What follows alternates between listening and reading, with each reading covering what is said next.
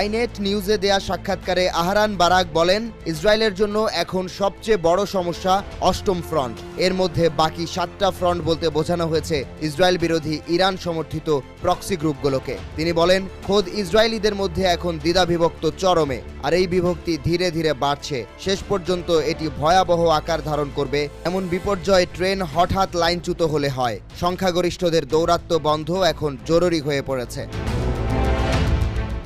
শিন বেতের প্রধান রোনেন বারকে বহিষ্কারের প্রতিবাদে নতুন করে উত্তাল হয়ে গেছে তেল আবিব।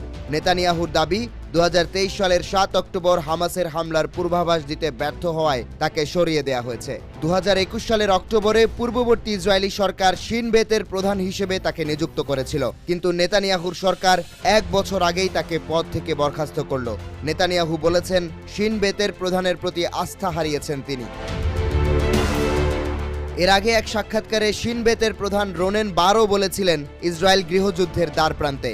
সেই সঙ্গে পরিস্থিতি অশান্ত হয়েছে। গাজায় যুদ্ধবিরতির মেয়াদ নতুন করে না বাড়িয়ে, বন্দীদের মুক্ত করে না এনে উপত্যকায় পুরো দমে ইসরায়েলি প্রতিরক্ষা বাহিনীর আগ্রাসনের বিষয়টি। মানুষের ক্ষোভ চরমে, যা কমাতে কোনো পদক্ষেপ না নিয়ে ক্ষমতায় টিকে থাকতেই সব করছেন নেতানিয়াহু।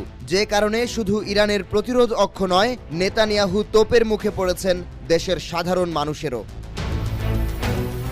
আহরান বারাক বলেন, নেতানিয়াহু বিরোধী শান্তিপূর্ণ বিক্ষোভের মধ্যে গাড়ি নিয়ে এসে মানুষের উপর তুলে দেয়া হচ্ছে। এরপর গুলি চালানো হবে, সবশেষ রক্তাক্ত অবস্থার সৃষ্টি হবে। বেনিয়ামিন নেতানিয়াহু ইতিহাসের সবচেয়ে ভয়ঙ্কর বিক্ষোভের মুখোমুখি হয়েছেন 7 অক্টোবর হামাস ইসরায়েলে হামলা করে বন্দীদের গাজায় নিয়ে যাওয়ার পর থেকে।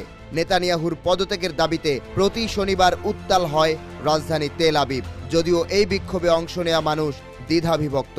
এরপরও এই বিক্ষোভে অংশ নিয়েছেন সেনা কর্মকর্তা সহ সর্বস্তরের মানুষ।